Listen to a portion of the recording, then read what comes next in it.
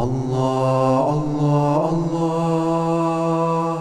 Allah, Allah, Allah. Bismillahir-Rahmanir Rahim.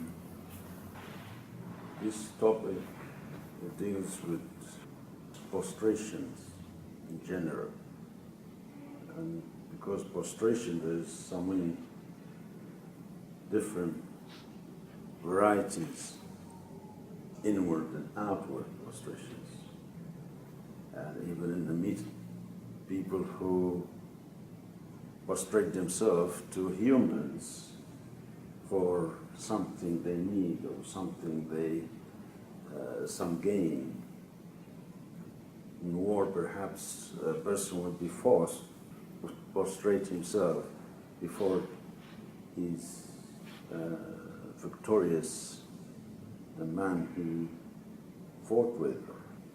In Arabic they say, sajad al-rajul, the man he has prostrated, if he lower his head down and he bend his body.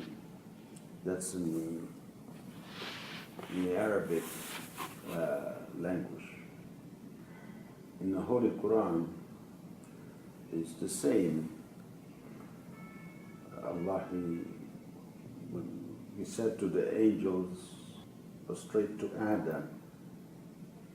They did prostrate, except to peace, he did not. وَإِذْ قُلْنَا لِلْمَلَائِكَةِ أَسْجُدُوا لِآدَمَ فَسَجَدُوا إِلَّا إِبْلِيسَ أَبَى. And Allah will say again, do not prostrate to the sun or the moon. لَا تَسْجُدُوا لِلشَّمْسِ وَالْقَمَرِ. And this, in small context, is not ideas of worship as well.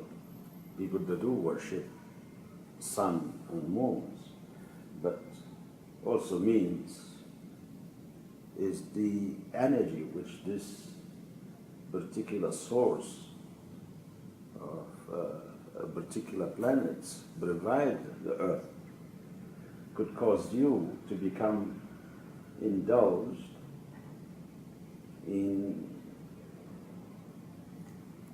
activity is mostly become subservient to daylight saving or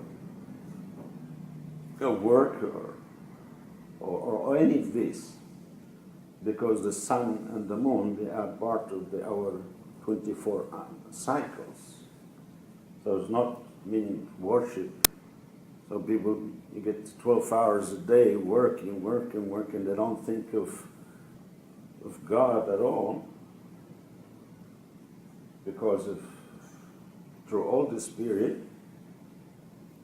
So then he is technically, I can still get a little bit of daylight, let me do a few hours work, so you are connected to prostrating yourself, except of course if you are following the method of the Holy Prophet sallallahu alaihi wasallam and the teaching of Allah, because you can see you pray before the sunrise, you already close the program. Evening, you also do the same thing. So the 5 daily prayers that free you from this, from do not prostrate to the sun and the moon, but prostrate to Allah. And the prostration is a physical behavior, especially to the body, relates to the slave, the created to the creator, the relationship between them. So you prostrate to Allah because He is your creator, your master. And for this reason, as I said, there is so many different meaning of prostrations. It depends on what you are doing So the type of prostration that you perform will indicate the reason for your prostrations. For example, our Sheikh Muhyiddin ibn Arabi, قدس الله سره ورضي الله عنه, he speak about the total prostrations, two types of prostrations. The total prostrations, as-sajda al-kulliyya, and the special privilege of prostrations of the heart. One is actually everybody does it, as-sajda al-kulliyya, but the creation, they are prostrating to God, to Allah, and they're worshipping Allah. Trees, birds, the human, jinn, stars, and everything. You read in the Holy Quran, you say, there is nothing but praises Allah. You read in Surah Ar-Rahman, وَالشَّمْسُ وَالْقَمَرُ يَسْجُدَانِ, and the sun and the moon, they prostrate. وَالشَّجَرُ وَالنَّجْمُ, the trees and the stars, everything is mentioned in the Quran. He always tell me, they are prostrating themselves. They are conscious and they do that very happily. Because a human, he does it, but if he's not conscious of it, then he will be in difficulties. Even though he does it, in spite of his own self. Because the food they eat, the water he drink, the air he breathes, the body he have, the organs of his body, they are all prostrating and praising Allah. But in his mind, he's not. And that's why so you have a split in the personalities of people. And people that suffer the consequences of this, they feel unhappy. They don't know why. There's actually something is going wrong inside. The mind is attached to transitory things and not connected to realities, to God's teaching, Prophet's teaching. So they are running by their own self. For this, they feel there is something missing, but they don't know what it is. And the body actually doesn't function properly. Either is overcharged or depleted. So here that because of insan, a human, he's the bigger universe. The cosmos, the bigger cosmos. And the universe actually the smaller cosmos. Macrocosm. Macrocosm. Huh? So the human is the macrocosm. Yes. And the universe is really the microcosm. Macrocosm. Because it's divided. Star here, planet there, moon over there. But the human, he has all of this within him. So he's the totalities of all of this. But he, on a condition, he be conscious of that. So if you prostrate yourself and you are conscious that you are representing everything, then everything is prostrating with you. So here I call it majmu' al-alam. You are the totalities of the universe. So if you prostrate on this basis, then you are when you say Alhamdulillahi Rabbil Alameen, Ar-Rahman Ar-Rahim, Man, you are representing all this creations, all this beauty is within you. And then when you say Allahu Akbar, you say that Allah is Akbar, greater than anything else. From all of this, we prostrate ourselves. So if the slave, he prostrate himself in his totality, and He's the total reality, which is the totality and the realities of the universe. This is total prostrations. But again, there is that very specific prostration, as we said. So you prostrate yourself from the point of view of your very specific relation with Allah, your heart. That connects you, then this is the sujood al-qalb.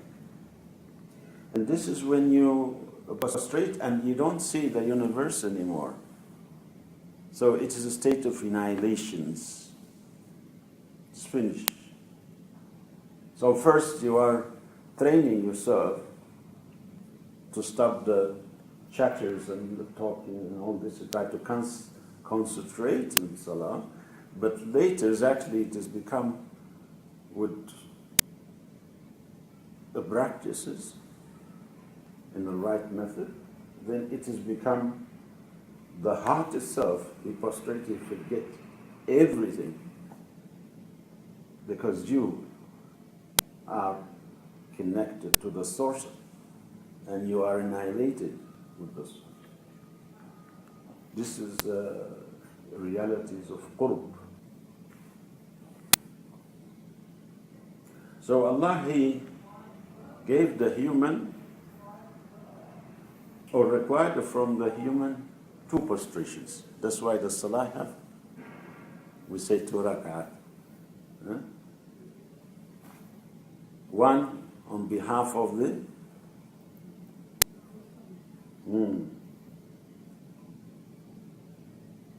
sajda al-kulliyya, the totalities of the universe, and the individual sajda itself. If you do this, then you have complete all the realities of the prostrations in regard to Allah and also on the behalf of all the creation as well.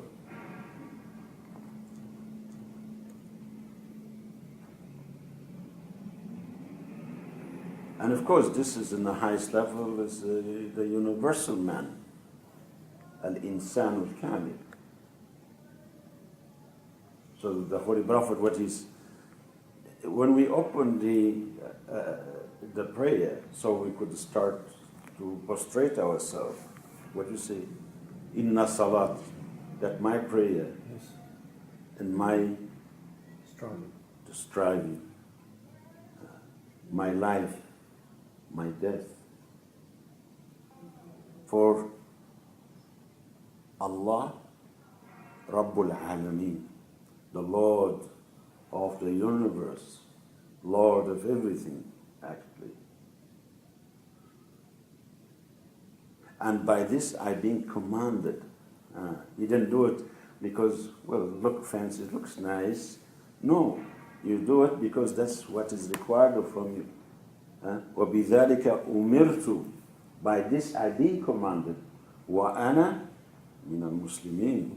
I am among those who submit themselves to that real Islam. So Salah, it has become encounters of illumination, encounters of the beloved of the beloved. And not as something, it's a burden. It has become, become like the Holy Prophet. He used to say to Sayyidina Bilal, oh Bilal, come on. Make the call to prayer so that we could go into this. So the Holy Prophet, he said, وَقُرَّةَ عَيْنِ in Salah. In that state of prostrations, the tranquility of my eye, it's in Salah. The Shaykh can say that some people, they hear all things that when we say Allahu Akbar, they hear everything's within. Say Allahu Akbar. He said, listen. So the Sheikh, they say, open your ears and listen. Did you hear it? Huh? So you can hear every atom in the universe saying with you, yes, Allah is Akbar. He is.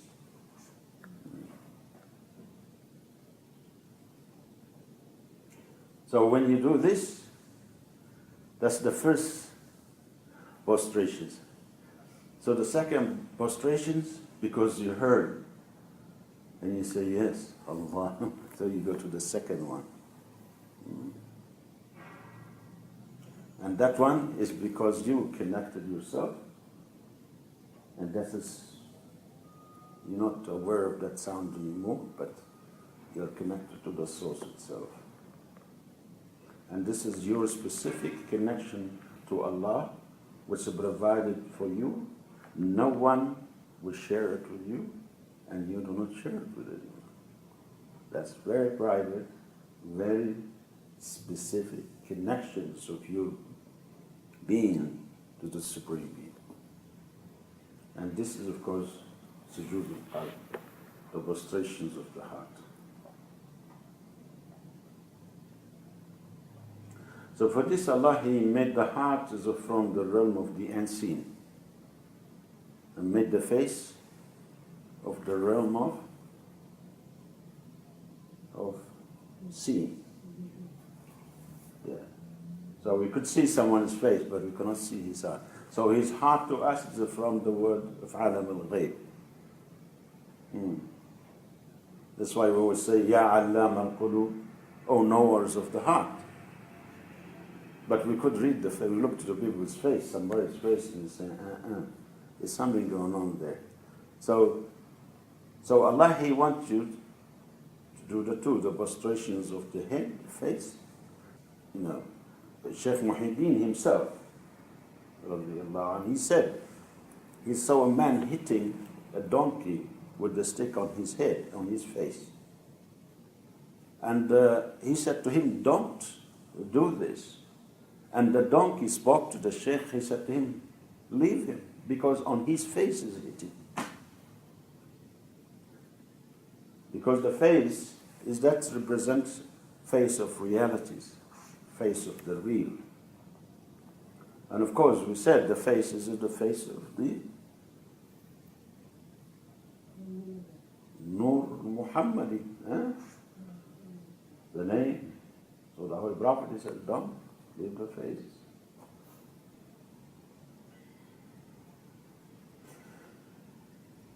So Allah, He designated direction for the physical face, the outward face of the heart, which is, of course, the Kaaba.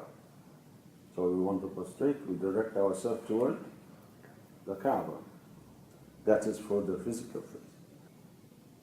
And He made it, that is the best directions you could prostrate to Allah.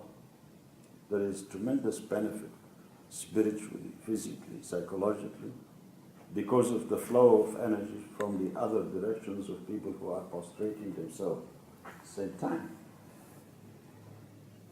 So this is the best way to direct yourself toward the house of Allah. But in regard to the heart, Allah gave him a different designations. It's to Allah Himself. So one is to the house of Allah, which is the physical face and the body, and then the heart is connected to Allah. So that's the two. So he will not prostrate himself, the heart, except to Allah. So if he prostrates with true unveiling, then the heart will never raise itself again.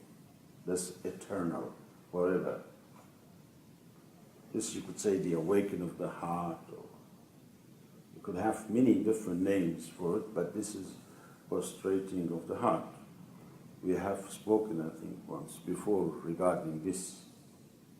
Sheikh al-Nufairi, when he saw his heart prostrating, He couldn't understand how, when he tells some people, they told him, we don't know, we never seen this. So they sent him to another saint of Allah, and he told them, yes, of course. And he said to him, did he get up when he prostrated? He said, no, that's it, for eternity. And that's why some of the companions, they said, if I know one prostration has been accepted, he said, I will be in a state of rejoicing. So he does not talk about that, toward the Kaaba. And that's why even Allah in the Holy Quran, when the Prophet, he used to, when the first he started to pray toward the Bayt al-Maqdis, toward Jerusalem, and the Prophet, Allah, he mentioned in the Quran, he said, we see you when you are prostrating, that you're not quite, happy with that. We will give you a direction that will satisfy you and make you happy. And then he said, the stupid ones, they will say why they haven't changed their directions of prayer. And the stupid one, see, Allah, he said this, the stupid one, as-sufaha, he called it. Safih means stupid. Mind is not running. So when he changed, and people, they were reciting this in the Holy Quran, this is open. And the stupid one, they said, why they changed so Allah, he said, the sufa, the stupid, they will say, why they have changed? It is written there by God. They could say, look, don't say anything, because if we say it, we will be stupid. But they couldn't help themselves. So they said, why? In Surah Al-Kahf, for example, in another chapter, he said, do not spend on those who are closer to the Prophet, so they may leave him. This is the disbeliever. Now this is what stupidity is. They said, do not spend on those who are with the Prophet, so they may leave him. You see? Now you're stupid. If you know he is a prophet, why don't believe in him? Why he's stopping the others from being with him, but they say, don't spend with those who are the prophet. So they knew he is the prophet, but they have not submit themselves to him. This is what we call stupidity. It is just stupidity. What you want to do. But Allah, he teaches us, telling us that is how things are. People is like this. But if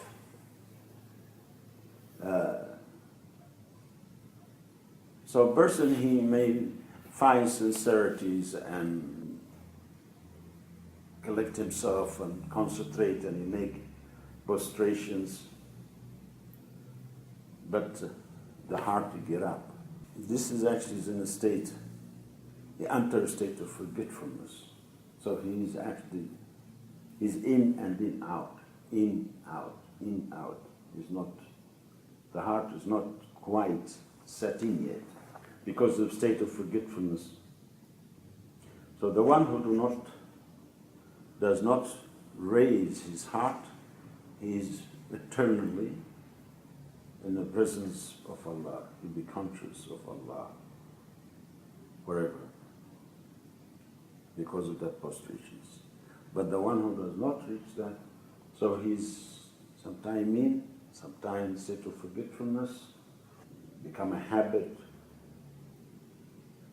Because the one whose heart does, he's always in a state of witnessing. Because he's in that state of wondering, the wonder of the beautiful Creator. Just you see the work of Allah and you say this, you are intoxicated, you know. There was a program on Arabic, a channel, and they were showing a tree, the trees. But the trees, they got all these letters from the leaves, the Arabic letter. You know, Alif, Baz. Is the leaf itself, they hanging, is like, it's a very wonderful idea to see it. Thus the tree is not leaves, it's actually just, it's words of Allah. So this, in this type of prostration, that what they say that the people of Allah, who they see nothing, but they see Allah before it. Not in it or after it. With some people they see Allah in, and some they see Allah after. So this one they see Allah first thing. And this is of course Sayyidina Ali radiallahu anhu, he said, I have seen nothing but I saw Allah before it. The heart so does not raise his head after he prostrates, but the face lifts itself, and the changing continuously taking place. So the prostrations of the face is toward the directions of the Kaaba. Prostrations of the heart is to Allah Almighty Subhanahu wa Ta'ala. And the prostrations of the face, it have also a time. So you're prostrating in the salah, you can't stay, it says, Subhana Rabbi al-A'la, Subhana Rabbi al-A'la, praise be to Allah Most High, 3 times or 5 times you can do, and then you get up. But for the heart, that's not. So the prostrations of the face is toward the Kaaba and have specific times. But the prostrations of the heart, there is no standing after. Because if you say you're standing after prostrations of the heart, meaning you enter a state of forgetfulness. So the prostrations of the heart in reality is the witnessing of al-haq, the creative truth. So this particular, as I said, is a very specific prostrations which deals with the heart. And this of course according to the heart of the individual knowledge of Allah. If you don't know, so your heart really would be absent. So you could say that someone may briefly and then up, and then someone longer, someone for eternity, someone less than somebody else even less. So according to the knowledge one have of realities, knowledge of Allah, knowledge of this great teaching, and who you are, and what the Creator. But the prostrations, because that's including the prostration of the head, Because you see people, for example, you see the greeting of Japanese or many other traditions, they prostrate to one another. It's a sign of respect, things of this nature. And that's why bowing of the head, it is this meaning you are acknowledging or someone who have power in some way or another.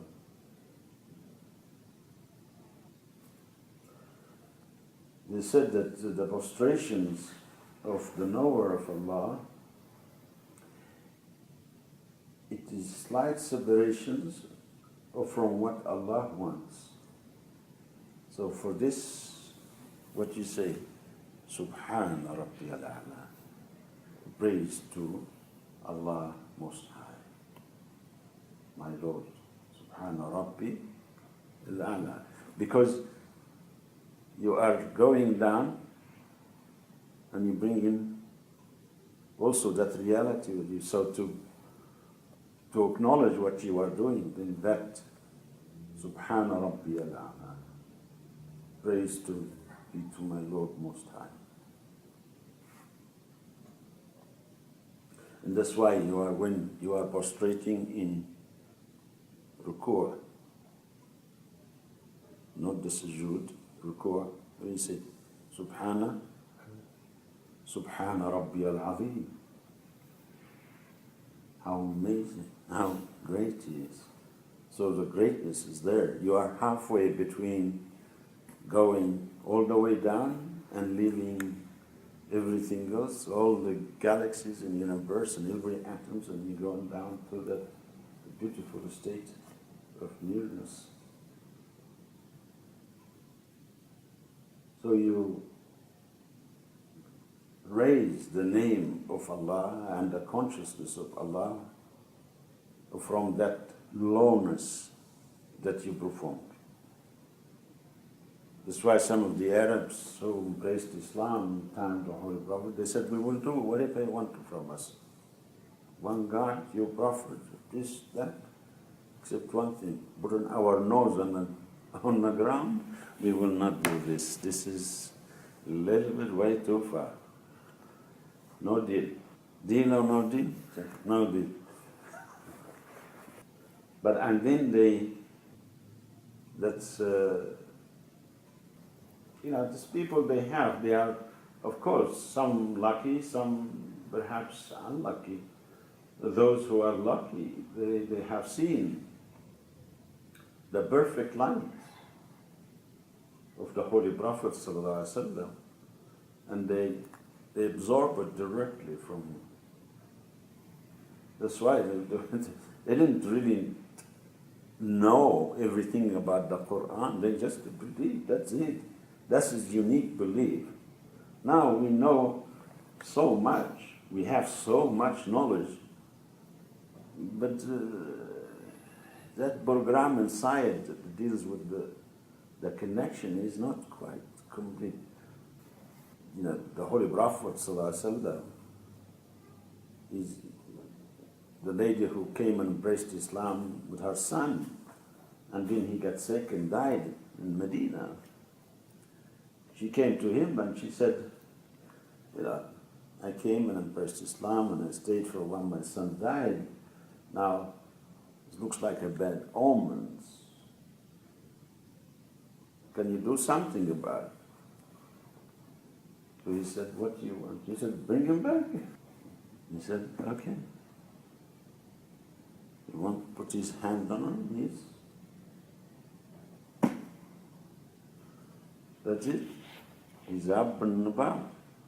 But we didn't read all of his miraculous power is because it's connected directly to realities. So when Allah is saying, neither my heaven or my earth contain me, but the heart. So this is called the descent of being to the heart of man.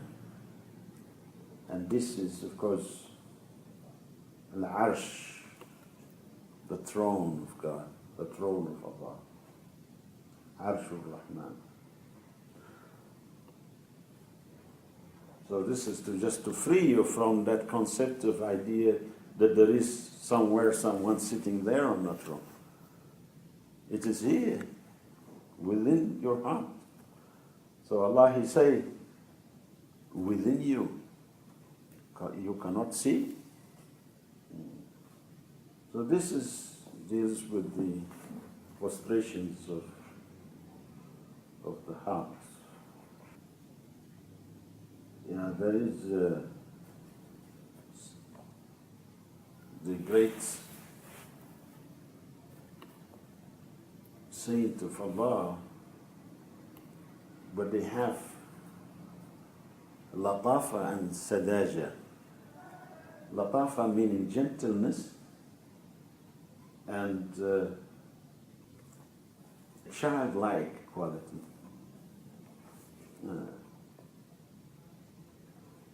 Person sadish, it is meaning he have a pure slate inside. So the heart is the center of knowledge, ma'rifah, and the unveiling, and also inspirations. So if one will protect the heart and to protect it from whom? To protect it from the mental attitude, the way you see things, sort of mind problems. In the beginning it's fine, but later you have to protect the heart from the mind. Then you will enter that stage of simplicities. There's no complication in life. It's very simple. So for the same reason that the prophets of Allah, they don't receive knowledge except through wahi, revelations. Because their heart is that in a state of that pure state of simplicity. Because they don't take knowledge from the mind, they take it from the heart. So when revelations comes to the heart, it's connect them with that realities. They don't really think about it, except of course when they want to demonstrate something, because they know the limitations of the mind or the intellect itself. To see reality in its purest form. And by hearsay, it is difference by the one who tastes knowledge. So you could taste knowledge when you hear about it, and one actually tastes it within his own self. If you look, for example, in the night of the Al-Isra wal-Mi'raj, the ascensions of the Holy Prophet ﷺ, when he returned, sallallahu alayhi wa sallam, and he told him, see, his heart is very simple and straightforward. What to do? He said, I want to Jerusalem, and I want to heaven, worry about it, and come back. They were excited because they thought, now we got it. They didn't know it's actually the program is being put in place because Allah, the mighty creator, the loving, caring one, He wants us to help us in our 21st century to understand this. So they said to him, that's the Arab there, we bid the heart of of the camels, 1 month to get there. And you say you want in one night? Yes. He said, yes, I did.